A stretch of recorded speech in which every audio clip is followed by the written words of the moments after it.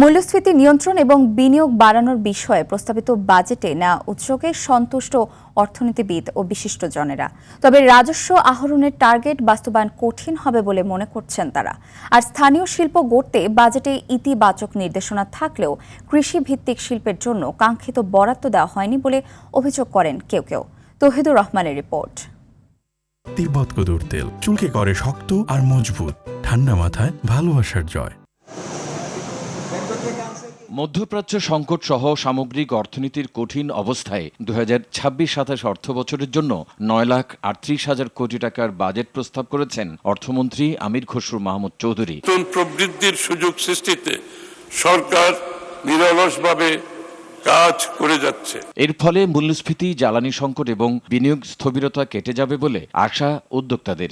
Banking খাত, কর ব্যবস্থা এবং সরকারি অর্থ ব্যবস্থাপনায় সংস্কারের অঙ্গীকার দীর্ঘমেয়াদী ইতিবাচক প্রভাব ফেলবে বলেও মনে করেন তারা। তবে কৃষিভিত্তিক শিল্প গড়তে আরও নীতি সহায়তার তাগিদ তাদের। ব্যবসা বাণিজ্য এবং শিল্প কলকারখানাকে সহজ করার জন্য যে সেলফ রেগুলেশন এবং ডিরেগুলেশন, এই শব্দগুলো বাজেটে এসেছে, এগুলো আমার কাছে খুব পজিটিভ মনে হয়।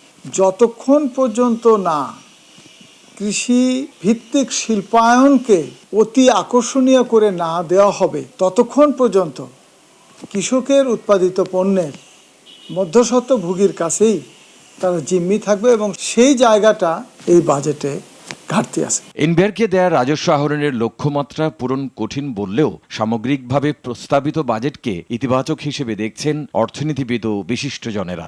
অর্থনীতি যদি ভঙ্গুর থাকে, অর্থনীতিতে যদি প্রাইভেট বিনিয়োগ না থাকে, কর্মসংস্থান না থাকে, এরকম একটা অর্থনীতির থেকে রেভিনিউ আর্ন করা তো এটা অবাস্তব। ও যাতে পারে সেই পথ তৈরি করতে হবে। এই ব্যয় এমন ব্যয় হতে হবে যেন এখান থেকে সম্পদ তৈরি হয়, রিসোর্স তৈরি হয়।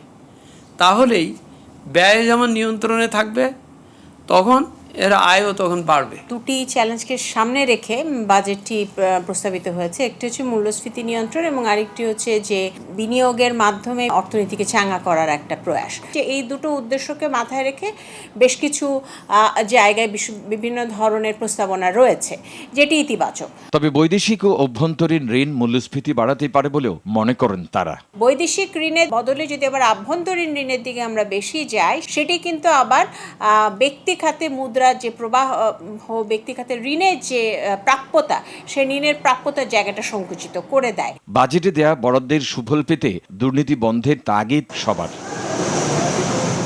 তৌহিদুর রহমান, RTV, ঢাকা।